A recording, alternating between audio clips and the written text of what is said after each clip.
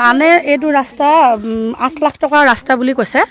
8 লাখ টকাৰ ৰাস্তা হয়নে নহয় এইটো আপোনালোকে ভালকৈ জানে, চাই লওক। চাই মেলি মানে ইয়াত আমি এই ৰাস্তাটো এতিয়া গম পাইছোঁ 8 লাখ টকা আহিছিলে বুলি। যেতিয়া প্ৰথম আমি নাজানো এইটো 8 লাখ টকীয়া ৰাস্তা বুলি। তাৰপিছত আমি এইটো 2-4 দিন থাকিলে অলপ শিলগুটি ছটিয়াই দিলে ওপৰে ওপৰে দিয়া নিচিনা। দিয়াৰ পিছত 2-4 দিন থকাৰ পিছত আমি ৰাস্তাটো একেবাৰে বেয়া হৈ যোৱাৰ কাৰণে আমি আকৌ সুধিলোঁ, বাইদেউ ৰাস্তাটো কেলৈ এনেকুৱা হ'ল, আপোনালোকে আকৌ বনাব নাই? তেতিয়া কয় যে কি এই ৰাস্তাটো মানুহ যোৱা ৰাস্তা নহয়, এইটো বোলে গৰু গোবাটি ৰাস্তাহে হয়, তেনেকৈ কয়। তাৰপিছত কাকজান পঞ্চায়তৰ অন্তৰ্গত ৰাস্তা হয় আমাৰ কাকজান গাঁৱৰ। তো এই ৰাস্তাটো মানে আজি এনেকুৱা অৱস্থা হৈছে যে ইয়াত মানে আমি স্কুল যাবৰ কাৰণে সৰু সৰু ল'ৰা ছোৱালীবিলাকক নিবৰ কাৰণে আমি বহুত সুবিধা পাইছোঁ। তো এতিয়াতো ৰাস্তাটো অলপ ভালেই, কিন্তু বৰষুণৰ সময়ত আৰু বেয়া হৈ যায়।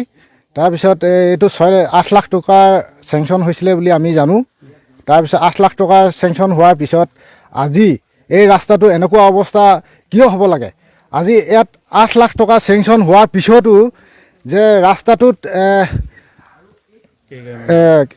26 গাড়ী শিলগুটি পৰিছে।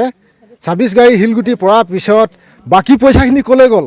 তো আমি মানে এইটোৱে জানিব বিচাৰিছোঁ যে ৰাস্তাটো এনেকুৱা অৱস্থা, আমাৰ এতিয়া ল'ৰা ছোৱালী স্কুললৈ যাব নোৱাৰে। তাৰপিছত আমি খালী ভৰিয়েও খোজকাঢ়ি আহিবলৈও এইটো ৰাস্তা আমাৰ সিমান সুবিধা নহয়। এইটো মানস মৰাণ ঠিকাদাৰ, এইটো আমাৰ ৰূপাঞ্জলি পুত্ৰ হয়, কাউন্সিলাৰ।